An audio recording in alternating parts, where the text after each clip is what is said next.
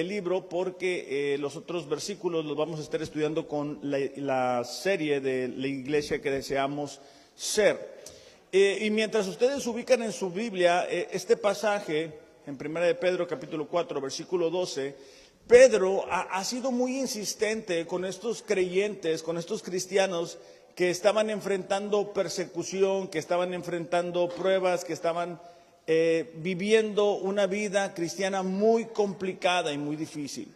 En el año 64 después de Cristo, durante 9 días, la ciudad de Roma estaba incendiada. Fueron 9 días a través de los cuales muchas personas perdieron sus propiedades, perdieron familia, perdieron lo que tenían y como consecuencia los ciudadanos se molestaron con el emperador Nerón. Según los historiadores, fue el mismo emperador Nerón quien inició ese incendio debido a que él estaba obsesionado con construir. Es increíble, ¿no? Entonces él destruye para entretenerse construyendo. En esa situación, en esas circunstancias, ellos necesitan un chivo expiatorio, ellos necesitan un culpable, ellos necesitan decir quién fue el culpable de ese incendio en la ciudad de Roma. Y los que surgen como candidatos ideales para que lleven la culpa son los cristianos. En ese contexto es que Pedro está escribiendo esta carta. Es importante que nosotros lo entendamos. En los tiempos que nos está tocando vivir a nosotros, muchas de las ideas que están surgiendo van en contra de la palabra de Dios. Y nos van a estar culpando, y ya lo están haciendo, como que somos un obstáculo, como que no nos sabemos actualizar, como que no entendemos de qué se trata la nueva generación. Y como creyentes vamos a estar en medio de la persecución. Ahora más que nunca el formato que Dios ha diseñado como familia está siendo atacado. Y si tú dices cuál es la estructura bíblica de la familia, la gente te ataca. Entonces es importante que nosotros entendamos cómo debemos de enfrentar el sufrimiento. Por eso es que el título de esta mañana es Sufre como cristianos. Mientras estemos aquí en la tierra vamos a sufrir, pero hay una gran diferencia de hacerlo como cristianos y no hacerlo como tal. Primera de Pedro capítulo 4 versículos del 12 al 19. Vamos a ir subrayando algunas palabras, algunas frases, porque después vamos a regresar a ellas. Dice, amados, no se sorprendan, subrayen esas palabras, no se sorprendan del fuego de la prueba que en medio de ustedes ha venido para probarlos, como si alguna cosa extraña les estuviera aconteciendo. Versículo 13.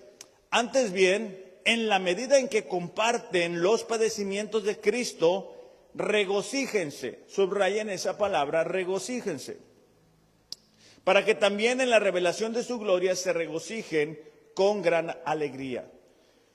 Si ustedes son insultados por el nombre de Cristo, dichosos son, pues el Espíritu de gloria y de Dios reposa sobre ustedes. Ciertamente por ellos Él es blasfemado, pero por ustedes es glorificado. Versículo 15, que de ninguna manera sufra alguien de ustedes como asesino, ladrón, malhechor o por entrometido. Versículo 16, es lo que le da título a nuestro mensaje. Pero si alguien dice, sufre como cristiano, subrayen esas 3 palabritas, sufre como cristiano. No se avergüence, sino que como tal glorifique a Dios. Porque es tiempo de que el juicio comience por la casa de Dios. Y si comienza por nosotros primero, ¿cuál será el fin de los que no obedecen el evangelio de Dios? Si el justo con dificultad se salva, ¿qué será del impío y del pecador? Así que los que sufren conforme a la voluntad de Dios encomienden sus almas al fiel Creador haciendo el bien. Ok, este es el texto que vamos a estar estudiando el día de hoy. Y una vez más Pedro vuelve a este tema que ha sido consistente. De hecho, si ustedes se fijan, esta carta de Pedro es muy distinta a la forma de escribir las cartas de Pablo. Pablo, casi como por costumbre, en los primeros capítulos, en los primeros versículos de su carta, pone la doctrina y después construye sobre ella cómo se debe de vivir. Pedro va a un tema y luego regresa y luego vuelve a enfatizar lo mismo. El día de hoy vuelve a ese punto que era muy importante para los creyentes y era cómo enfrentar el sufrimiento o cómo sufrir como cristianos. Y el día de hoy quiero que veamos 4 características que debemos de tener para poder superar las pruebas, para superar las dificultades, para superar una generación que se está alejando de Dios, que va en contra de la voluntad, de la estructura que Dios ha diseñado. Y la primera característica es esperarla. La primera característica es que debemos de esperar la prueba. Dice el versículo 12 del capítulo 4, amados, dice, no se sorprendan. Esta palabra amados es la palabra agapetos y es una palabra muy especial porque implicaba compasión, afecto, cuidado, ternura. Pedro entendía que estos creyentes estaban siendo acusados falsamente. Pedro entendía que esto podía llevarlos a quererse alejar de Dios, darle la espalda a sus creencias, a sus convicciones. Y por eso es que él comienza diciendo, amados.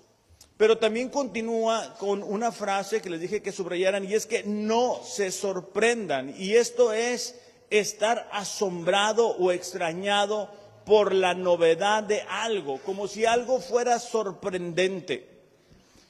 Pedro les está diciendo a estos creyentes que no se deben de sorprender, que no les debe de causar extrañez que ellos estén enfrentando pruebas. ¿Por qué?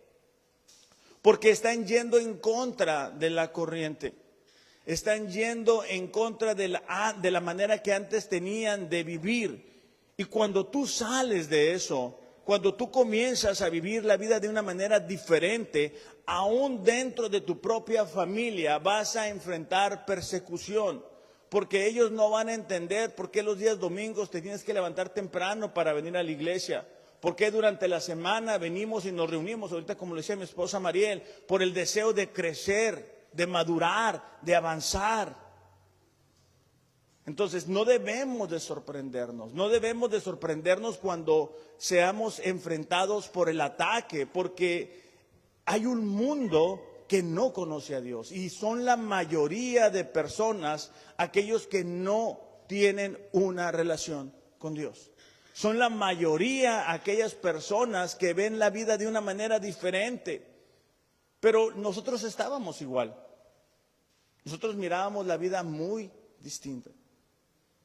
Entonces, la intención de Pedro es que dice, ¿sabes qué? Ustedes tienen que esperarla.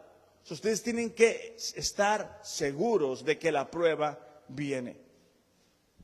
Si nosotros no enfrentamos persecución, o sea, si nosotros no tenemos parientes que piensen de una manera diferente con nosotros, que no entiendan por qué celebramos las bodas, los cumpleaños de una manera distinta a la Navidad.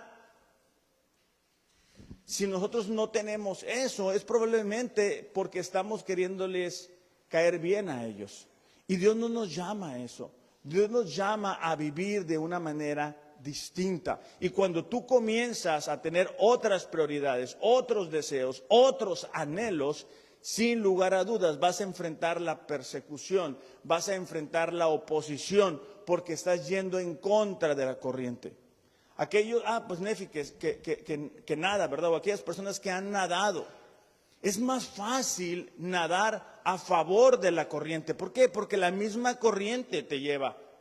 No ocupas hacer gran esfuerzo, te haces nada más así y te va llevando.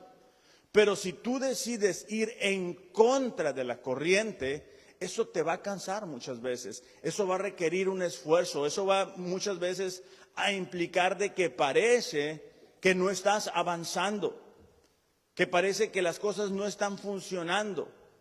Sobre todo cuando somos cristianos de primera generación y estamos tratando de educar a nuestros hijos y estamos tratando de poner prioridades claras en nuestra casa, en nuestro matrimonio, es difícil.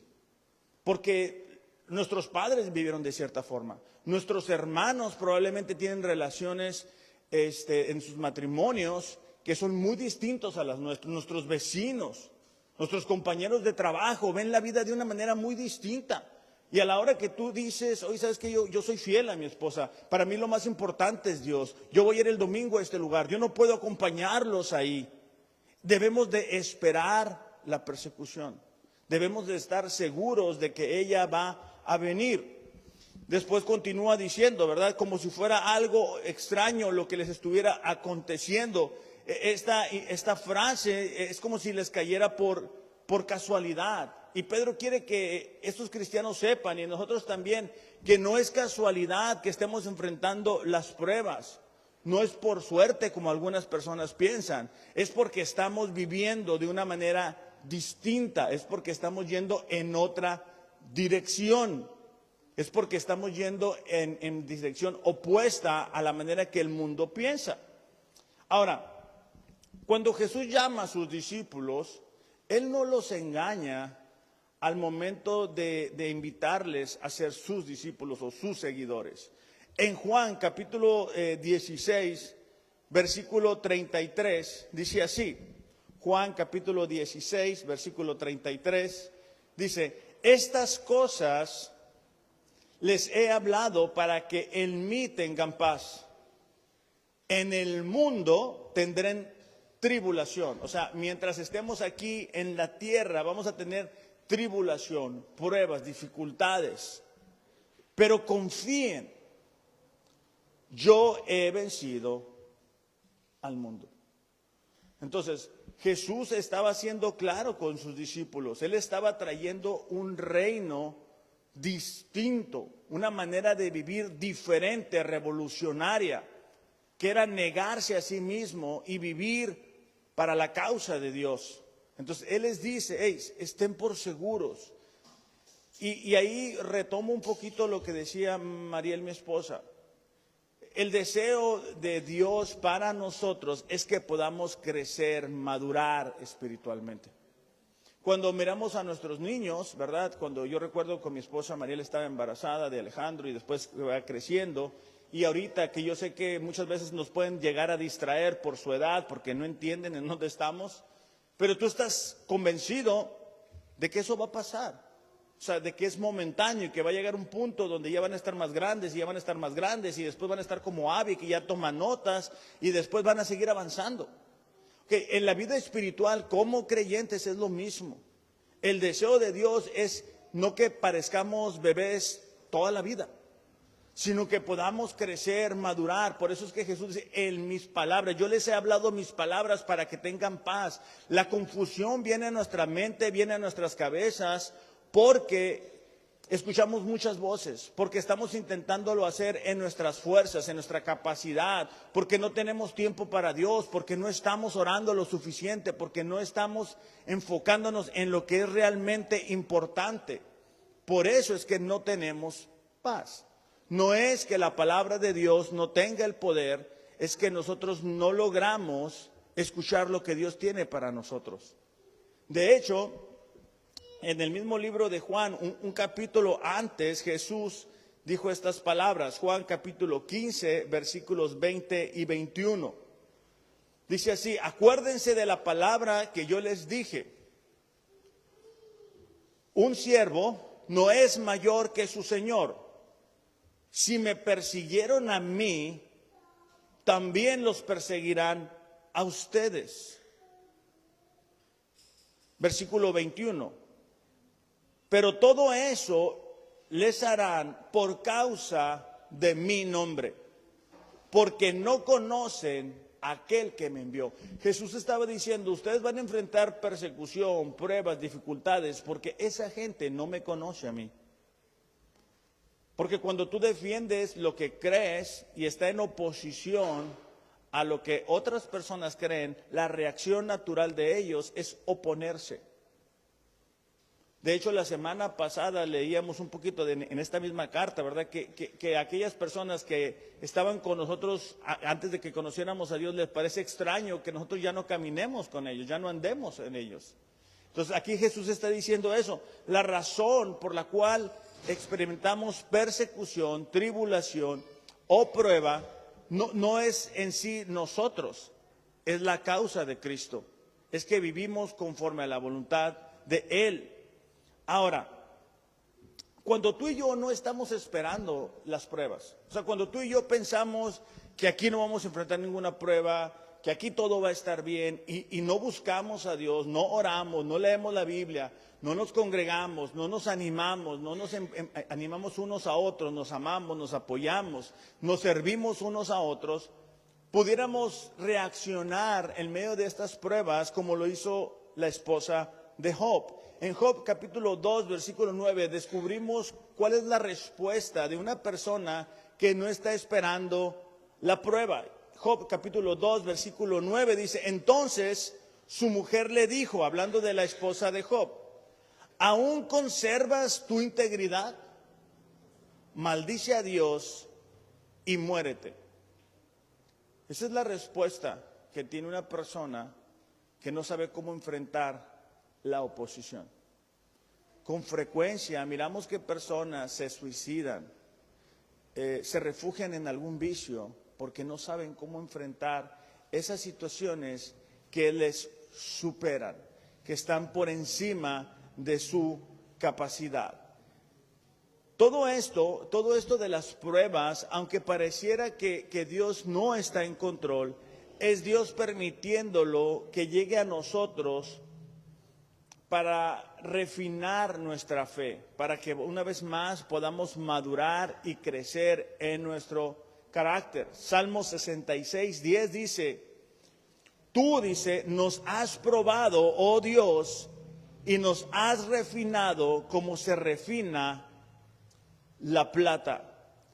Entonces, nos damos cuenta que el deseo de Dios en medio de todo esto es refinar nuestra fe, avanzar, madurar. ¿Okay? Entonces, debemos de esperar la prueba. Número 2, debemos de mantener el gozo o la alegría. Primera de Pedro 4:13 dice, antes bien, en la medida en que comparten los padecimientos de Cristo, regocíjense.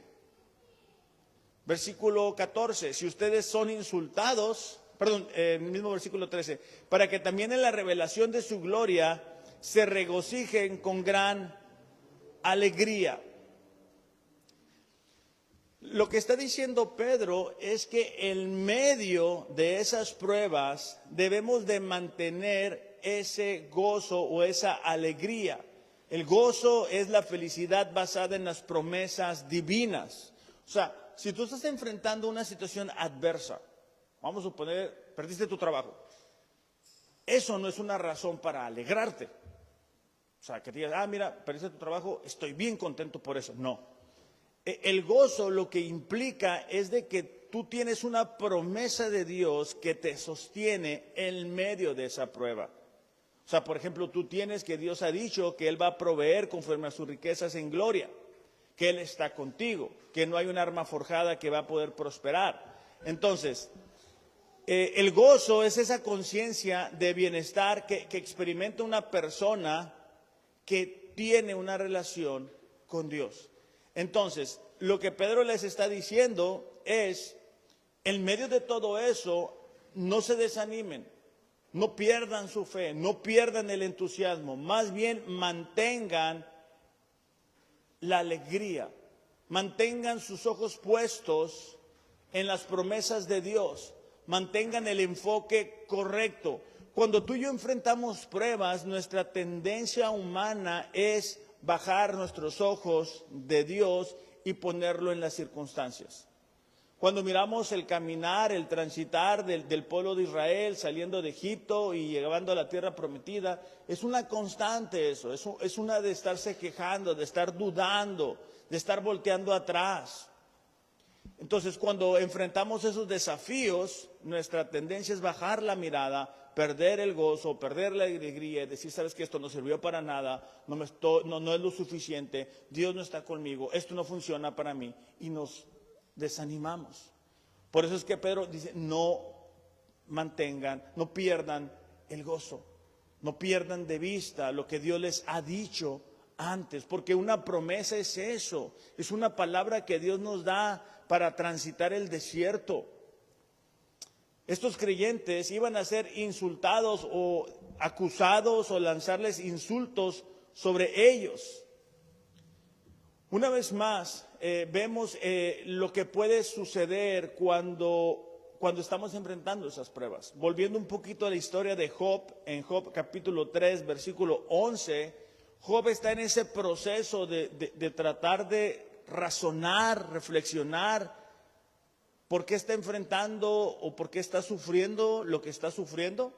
En Job capítulo 3, versículo 11, él dice estas palabras: ¿por qué no nací muerto? ¿Por qué no morí, dice, al salir del vientre?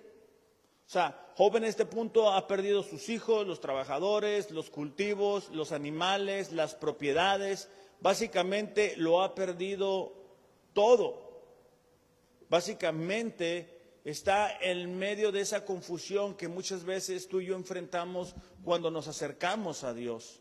¿Verdad? Que le estoy echando ganas y mira, estoy igual o me está yendo peor o siento que no estoy avanzando como debería de estar avanzando.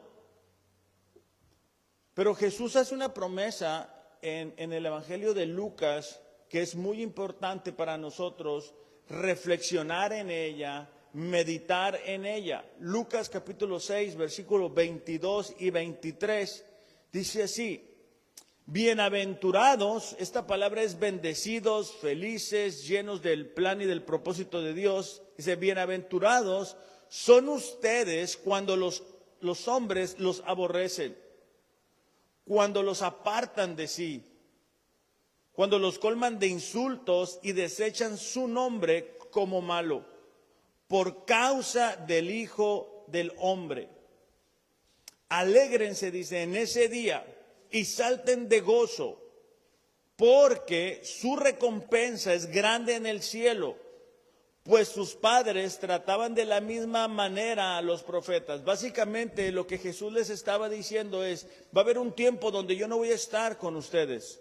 Va a haber un tiempo en el cual la sociedad los va a atacar. Y cuando leemos el libro de Hechos, miramos cómo estos creyentes fueron puestos en prisión, fueron golpeados, lastimados, heridos, aborrecidos, apedreados. Pero dice, en medio de todo eso, ustedes deben de mantener la alegría. ¿Por qué? Porque como creyentes sabemos que la vida terrenal es solamente pasajera. Estamos aquí solamente por un tiempo. Nos espera una recompensa cuando estemos delante de Jesús. Y en ese momento nuestras lágrimas van a ser consoladas de alguna forma. Y se nos va a entregar la recompensa de lo que hayamos hecho. Dios entiende el dolor que tú y yo muchas veces tenemos que enfrentar por hacer lo correcto. Y como te decía al inicio, entre más pase el tiempo, más difícil va a ser hacer lo correcto. Más complicado, porque esta sociedad cada vez se corrompe más, se aleja más de Dios. Y tenemos que estar preparados para saber hacer lo correcto. Tenemos un enemigo que está moviendo todo un sistema en contra de la palabra de Dios. De hecho, en el Evangelio de Mateo, Jesús hace el mismo énfasis en las bienaventuranzas. En el versículo 10 del capítulo 5, dice, bienaventurados aquellos que han sido perseguidos por causa de la justicia, es decir, por causa de hacer lo correcto. Cuando alguien en el trabajo nos invita a hacer una tranza, a hacer algo incorrecto, dice Jesús, ustedes son bendecidos por no hacerlo. Cuando como esposos somos fieles a Dios en nuestro matrimonio, en la educación de nuestros hijos, dice aquí, somos bienaventurados, somos bendecidos. Dice, pues de ellos es el reino de los cielos. Bienaventurados serán, dice, cuando los insulten, persigan y digan todo género de mal contra ustedes falsamente por causa de mí.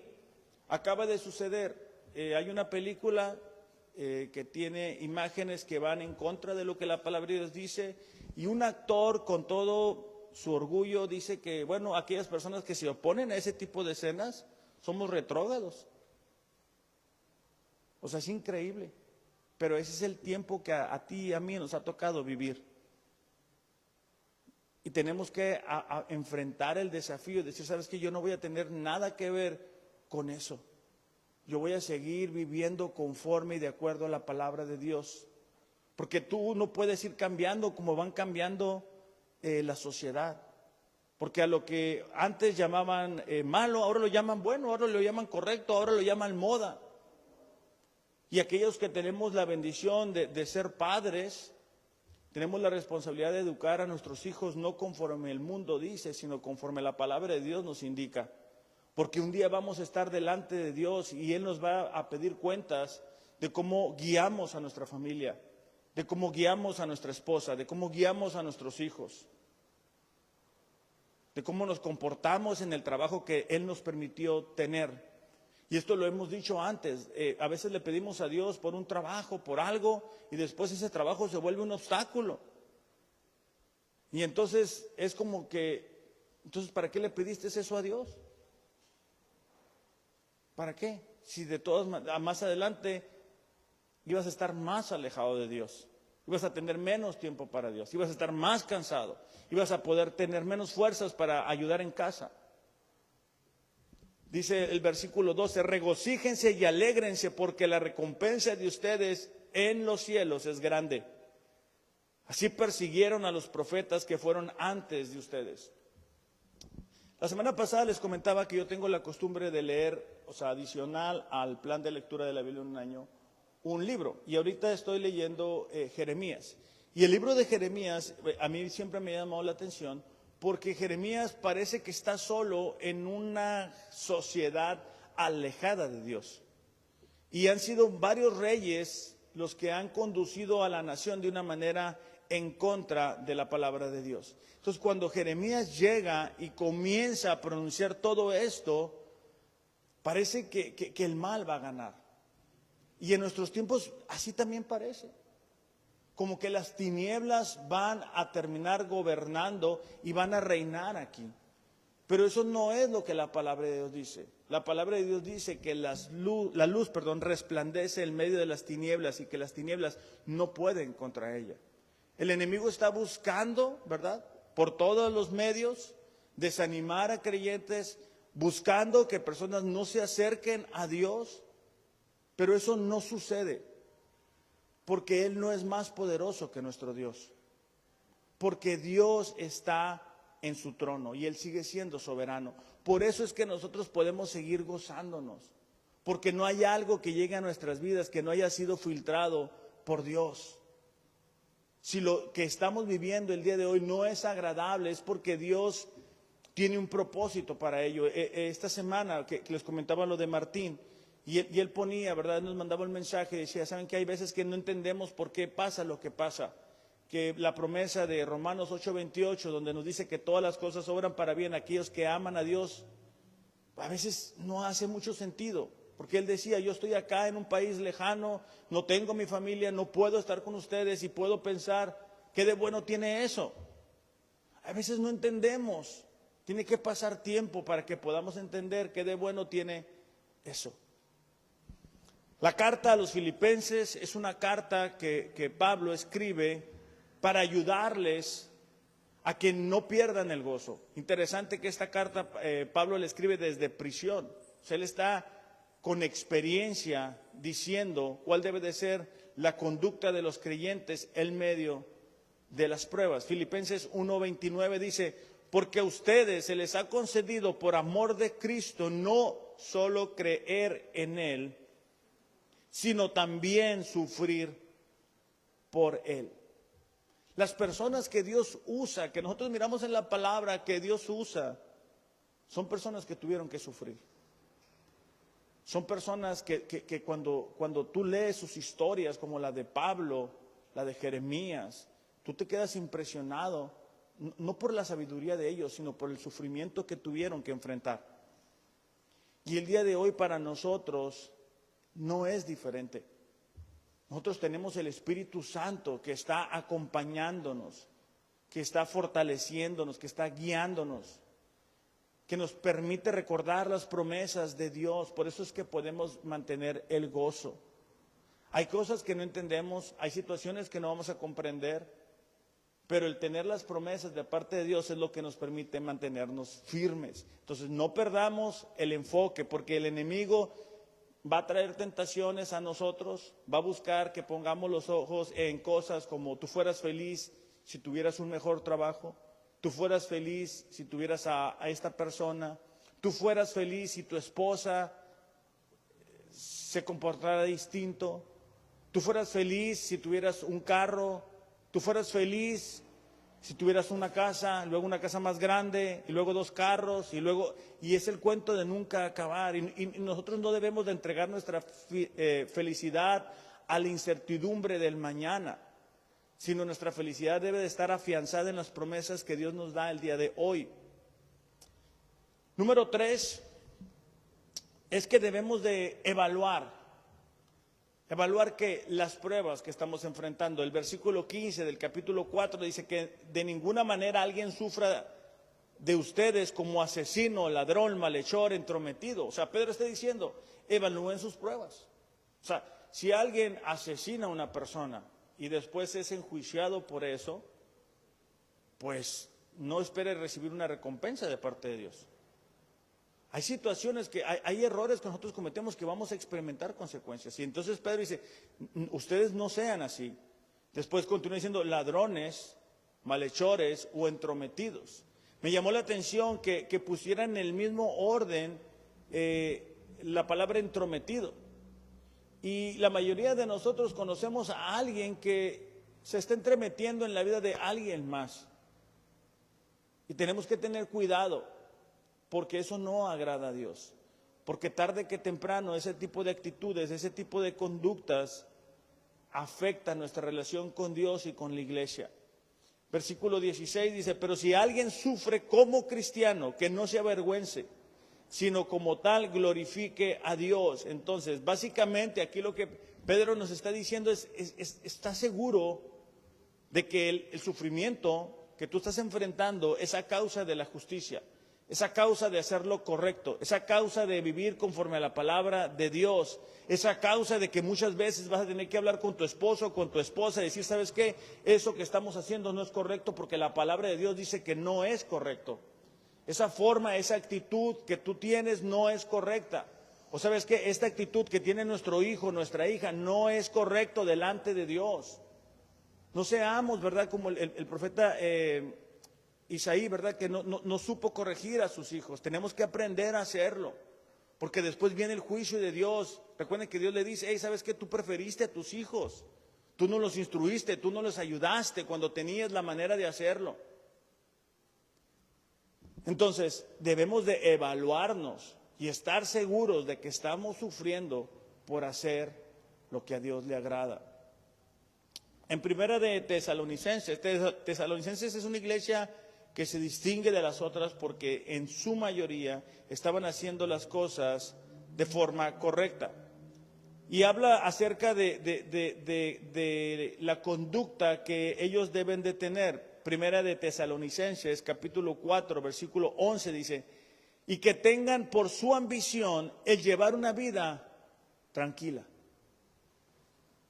Cuando nosotros vivimos conforme a la palabra de Dios, vivimos una vida tranquila.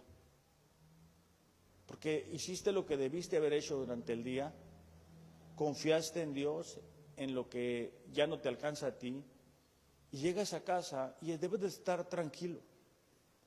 Pero si hiciste algo incorrecto durante el día y tú llegas a casa, difícilmente vas a estar tranquilo. Si llegas a casa y todo el tiempo estás pensando, no, y es que esto, y números, y dinero, y para allá, y para acá, y necesito... No vas a estar tranquilo. No vas a disfrutar lo que tienes. Dice, y que se ocupen en sus propios asuntos, que trabajen con sus manos como se les ha mandado. Y esto Pablo lo escribe porque en aquel tiempo había personas que estaban muy preocupados por lo que otras personas estaban haciendo en lugar de enfocarse en lo que ellos deberían de estar haciendo. Entonces, es la corrección de Dios lo que nos permite reacomodar nuestras prioridades. A veces decimos, pero ¿por qué Dios no nos concede esto? ¿Por qué Dios no aquello? ¿Por qué tenemos que seguir esperando? Bueno, es que es Dios tratando con nuestro corazón. Lo hemos dicho antes, hemos orado por personas para que obtengan un trabajo, obtienen el trabajo y ya no vienen. Hemos orado por personas para que Dios les bendiga en cierta forma, Dios los bendice en esa forma y ya no vienen. Hebreos capítulo 12, versículo 7 nos habla de la importancia que tiene para nosotros la corrección de parte de Dios. Dice Hebreos capítulo 12, versículo 7, es para su corrección que sufren. Dios los trata como a hijos, porque ¿qué hijo hay a quien su padre no discipline? O sea, el escritor de Hebreos está asumiendo que nosotros como padres vamos a corregir a nuestros hijos por su bienestar. Cada vez que venimos o que nos subimos al carro, es un confrontarnos con nuestra hija mía, porque no le gusta ponerse el cinturón. Entonces se lo pone, pero se lo pone por un lado y entonces te volteas y le dices ponte el cinturón, no que ya lo traigo, no es cierto, póntelo bien, ya no que ya me lo puse, te vuelves a fijar. ¿Y por qué me lo tengo que poner? Ustedes no lo traen, ustedes sí lo traen, no va a pasar nada. Es cosas tan sencillas, ¿verdad? Pero el día de hoy estamos tratando de explicarle que si viene un choque, un accidente, ella va a ser lastimada. Si no trae, bueno, de todas maneras, aunque trae el cinturón, pero va a ser menos si trae puesto el cinturón. Bueno, nosotros como padres tenemos esa responsabilidad. No es cómodo, tiene disciplina, sí. ¿Por qué? Porque es todos los días estarle diciendo, hey, esto, hey, lo otro, hey, ya leíste la Biblia, hey, ya hiciste el devocional, ¿qué te habló Dios? Claro, es más fácil no hacerlo. Es más fácil decir, no me voy a poner a hacer eso. Pero en la semana leíamos, ¿verdad?, que dice Proverbios, pasé por el campo del perezoso y puse esa lección en mi corazón, porque miré que tenía un desastre en su campo. ¿Por qué? Porque si tú no haces nada, lo que sucede en casa, tarde que temprano, va a traer consecuencias. Entonces, Hebreos está diciendo, bueno, ustedes corrigen a sus hijos por su bienestar. Él está asumiendo que es lo que ellos están haciendo. Versículo 8. Pero dice, si están sin disciplina, de la cual todos han sido hechos participantes, entonces son hijos ilegítimos y no hijos verdaderos. Aquí lo que el escritor de Hebreos está diciendo, ok, si tú quieres estar sin corrección, es como si estuvieras queriendo decir que no quieres ser hijo de Dios. O sea, Dios nos corrige como sus hijos, como un padre o un buen padre corrige a sus hijos por su bienestar.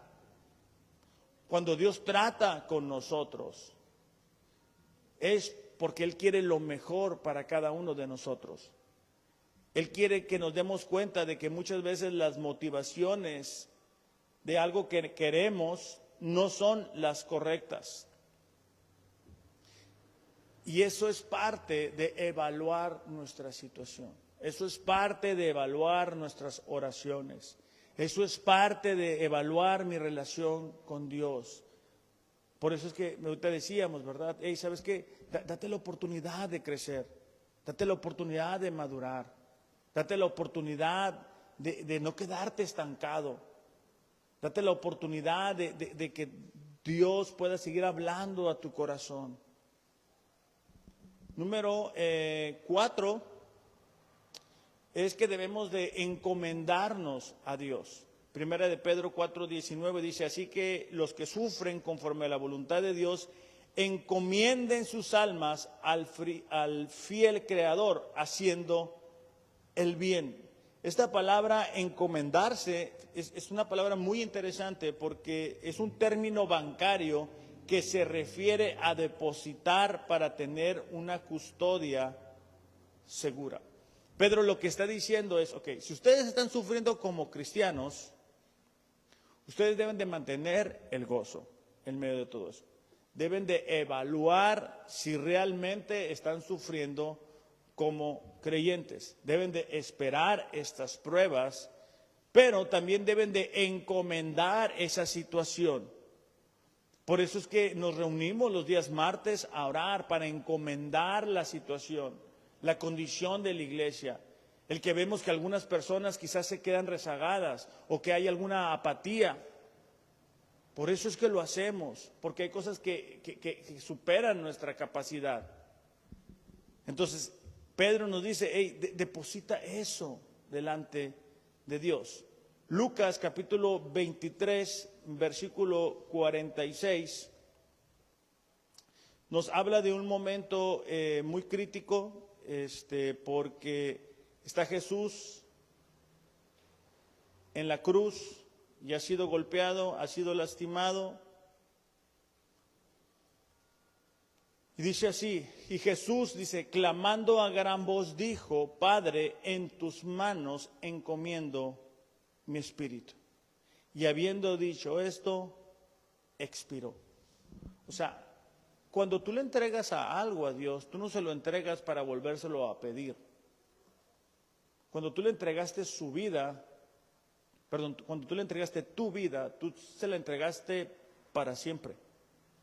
Desafortunadamente alguien hace una oración llorando, quebrantado, entregándole la vida a Dios, pero al salir del encuentro, de las cuatro paredes, o donde sea que haya sido, vuelven a vivir de la misma forma y no hay un cambio genuino.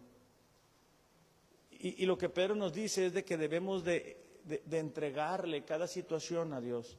O sea, decirle, Dios, ¿qué quieres tú que haga con esto?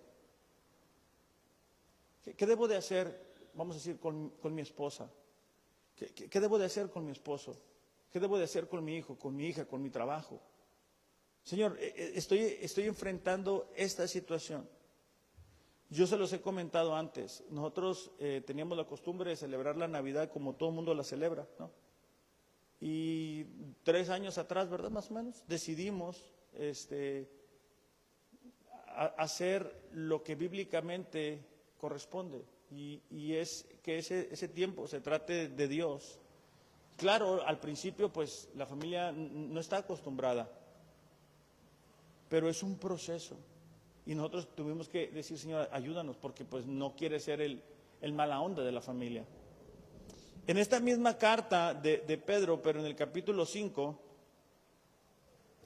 en el versículo 7, dice así, capítulo 5, versículo 7, pongan todas sus preocupaciones y ansiedades en las manos de Dios, porque Él cuida de ustedes.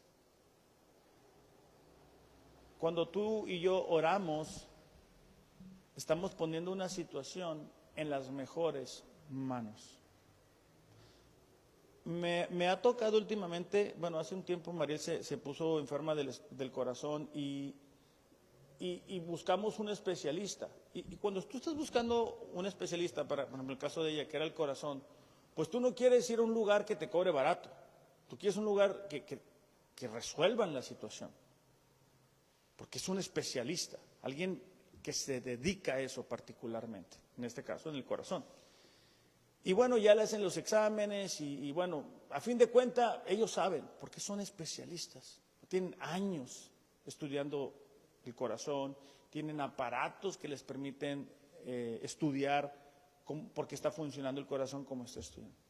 Digo, y agradecemos mucho eso, ¿no? Pero nosotros tenemos un especialista más grande, mucho más grande, y es Dios, a quien le podemos entregar cada una de las situaciones. O sea, hay veces que nosotros nos sentimos como, ¿y cómo le voy a hacer con esto? ¿Cómo voy a resolver esta situación? Y no hablo yo a ser perezosos. Hablo a decir, Señor, aquí está esto, ayúdame, y Dios va a ir abriendo el camino. ¿Verdad? Dice la Biblia, encomienda a Jehová tus caminos y Él enderezará tus veredas. Y esa palabra encomendar es hacer rodar una piedra. Y es como que tú le llevas esa situación a Dios. El problema que como creyentes a veces tenemos es que llevamos esa piedra, pero ya estamos muy acostumbrados a ella. Y entonces nos la traemos de regreso. porque ya estamos acostumbrados. Yo ahorita estoy batallando con mi hombro, pues por la edad, pero también por una mala postura, porque todo el tiempo estoy leyendo y tengo una mala postura. Y tengo que estarme autocorrigiendo porque durante algún tiempo, sin darme cuenta, me acostumbré a estar en una mala postura. Como creyentes a veces nos sucede eso. Estamos acostumbrados a cargar los problemas, ¿verdad? Que ya no lo traes y como que sientes que algo te hace falta. No sé si les ha pasado, ¿verdad? Que dices, algo me falta. Bueno, el deseo de Dios no es que vayamos cargando nosotros con las cosas que de todas maneras no podemos resolver. Ahora, aclaro, esto es cuando estamos viviendo conforme a la palabra de Dios. ¿Ok? Salmos 18:6, ya estoy terminando con esto. Eduardo, ¿me puedes ayudar, por favor? Salmos 18:6 dice el salmista: en mi angustia, que lo hemos dicho en otras ocasiones, la angustia es la desesperación, la ansiedad, la inquietud, la intranquilidad, la incertidumbre. Recordemos que David en ese tiempo pues no sabía si iba a amanecer un día más o no iba a amanecer un día más. Dice, invoqué al Señor y clamé a Dios, dice, y Él me escuchó desde su templo. Mi clamor llegó a sus oídos. Aquí quiero aclarar esto. En muchas ocasiones, cuando nosotros miramos estos pasajes, dicen, mira, David oró, Dios respondió y se acabó el problema. Y no es así. David duró huyendo de Saúl durante 13 años. Te lo comento porque a mí me tomó tiempo entender esto. Porque a veces que lo leemos y decimos, mira, qué fácil. Le oró, leyó, pum, se acabó. No funciona así. Simplemente David estaba convencido de que su oración había llegado a Dios y que en el tiempo correcto él iba a ver físicamente la respuesta que él esperaba. Fueron 13 años de estar clamando a Dios por estar haciendo las cosas de forma correcta. Fueron 13 años que David le preguntaba a Saúl, ¿qué hice? ¿Qué hice en contra de ti? Y a lo mejor el día de hoy estamos enfrentando situaciones que no tienen nada que ver con nosotros. A lo mejor alguien nos lastimó, alguien nos hirió y nosotros hemos intentado hacer las cosas de forma correcta y tú dices, ¿cómo voy a superar esto? O sea, ¿cómo voy a enfrentar este desafío, esta prueba? Bueno, tienes que estar seguro o segura de que la prueba va a venir. Porque mientras estemos aquí, Jesús nos dijo, en el mundo tendrán aflicción, pero confíen, yo he vencido al mundo. Tenemos que mantener el gozo, porque aún que nos quiten la vida, sería un pase para estar directamente con nuestro Señor y Salvador. Pablo dijo, estar ausente del cuerpo es estar presente del Señor. Tenemos que evaluar nuestro corazón constantemente y decir, Señor, está todo correcto, estoy haciendo las cosas por las razones correctas. Y algo muy importante es, Señor, te entrego esta situación. O sea, ayúdame a superar esto, ayúdame a superar el estancamiento, el desánimo, el cansancio. Ayúdame a creer más en ti, lo que sea que estemos cargando. Vamos a orar para despedir este tiempo. Padre, te damos gracias en esta mañana porque tu palabra trae consuelo a nuestras vidas. Señor, tu palabra es la verdad. Nuestras emociones nos pueden engañar, nos pueden mentir. Nuestros sentimientos igual, la sociedad también, el mundo también. Solamente tú eres verdad. Tu palabra dice que aquel que el Hijo libertare será verdaderamente libre. Señor, esta mañana queremos que tú nos libres de toda mentira que el enemigo haya puesto en nuestras mentes y en nuestros corazones. Señor, quizá hemos creído que de esto se trata la vida cristiana, con un compromiso superficial, un compromiso de un día a la semana, y que a pesar de que quizá tengamos problemas en nuestras relaciones con nuestra esposa, con nuestros hijos, pues así vamos a estar siempre. Pero tu palabra nos desafía, Señor, a creer que se puede vivir de una manera muy distinta. Que aún en medio de las pruebas podemos mantener el gozo. Que aún en medio de las situaciones adversas podemos encomendar a ti. Podemos poner delante de ti una y otra situación, porque tú eres fiel y porque tú eres capaz, Señor, de actuar en medio de nuestras circunstancias. El día de hoy, Padre, te pedimos por los que estamos aquí, que estamos enfrentando pruebas y dificultades y situaciones que nos superan. Pero también te pedimos, Señor, por las personas que nos están viendo a través de las redes sociales y que se sienten solos quizá en esta mañana. Padre, en el nombre de Jesús te pedimos que tu Espíritu Santo sea con ellos. Que tu Espíritu Santo, Señor, pueda manifestarse de una manera poderosa. Que tu Espíritu Santo, Señor, pueda traer libertad a nuestras vidas. Que podamos vivir, Padre, conforme a tu palabra. En el nombre de Jesús, Señor, te lo pedimos. Amén. Iglesia, que tengan un excelente domingo. Los amo, pero Dios les ama más. Gracias.